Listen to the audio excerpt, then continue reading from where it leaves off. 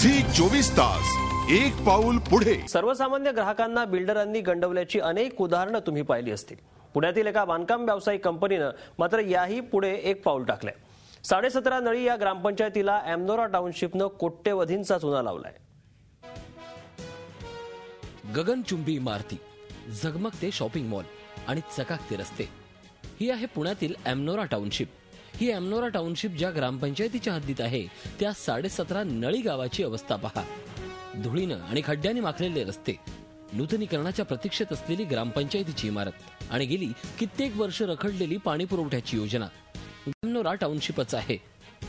कारण एमनोरानं ग्रामपंचायतीचा तब्बल 10 कोटींचा टॅक्स थकवलाय। 3 वर्षापासूनचा साधारणतः 9 ते 10 कोटी रुपये टॅक्स एमनोराने थकवलेला आहे। या संदर्भात पंचायत समिती हवेली बीडीओ चंद्रकांत वाघमारे साहेबांनी ग्रामपंचायतच्या बाजूने निकाल दिलेला आहे। त्यांनी एमनोराला ग्रामपंचायतला टॅक्स भरण्यास सांगितलेले आहे। मुंबई ग्रामपंचायत अधिनियम 1958 मधील तरतुदीनुसार ग्रामपंचायत निवासी आणि व्यापारी इमारतींवर कर आकारू शकते। याच नियमानुसार एमनोराकडे ग्रामपंचायत गेल्या 4 वर्षापासून कराची मागणी करते। एमनोराच्या मनमानीपणाविरुद्ध ग्रामपंचायतीनं पंचायत समितीकडे दाद मागितली आहे। पंचायत समितीच्या बीडीओने देखील ग्रामपंचायतीच्या मागणीवर शिक्कामोर्तब केलंय। मात्र तरीही एमनोरा कर भरायला तयार नाहीये। त्यासाठी एमनोरा कारण पुढे करते स्पेशल टाउनशिप ऍक्टचं। ग्रामपंचायतीच्या या कर आकारणीला थेट ग्रामविकास मंत्र्यांनी स्थगिती दिली आहे, असं म्हणणं आहे एमनोरा टाउनशिपचे संचालक अनिरुद्ध देशपांडे यांचं। तसंच ग्रामपंचायत जर कुठल्या सुविधा पुरवत नसेल तर त्यांना टॅक्स का भरायचा आणि स्पेशल टाउनशिप ऍक्ट नुसार ग्रामपंचायतीला कुठलाही टॅक्स भरण्याची गरज नाही, असं देखील देशपांडे यांनी म्हटलं आहे। स्पेशल टाउनशिप ऍक्टचं पालुपद एमनोरा लावत असली तरी स्पेशल टाउनशिपला स्थानिक स्वराज्य संस्थांच्या करातून सूट आहे असं कुठेही या ऍक्टमध्ये मांडण्यात आलेलं नाही। याच ग्रामपंचायतीच्या हद्दीत सिरम इन्स्टिट्यूट ही कंपनी आहे।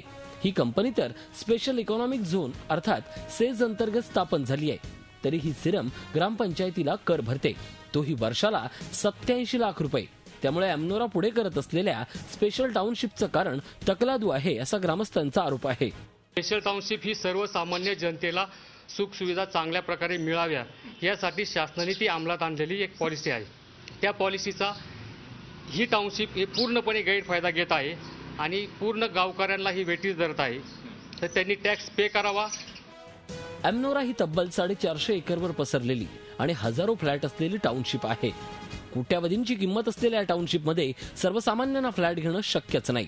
पण कोट्यावधींच्या खर्चानं बांधण्यात आलेली ही टाउनशिप गावात येऊन देखील गावाचा विकास होण्याऐवजी त्यांना पश्चाताप करण्याची वेळ आली आहे। शेतकऱ्यांच्या जमिनी घ्यायच्या, त्यानंतर शासनाच्या विविध योजनांचा लाभ घेत त्यावर टॉवर उभारायचे आणि त्यातून कोट्यावधींचा मलिदा कमवायचा।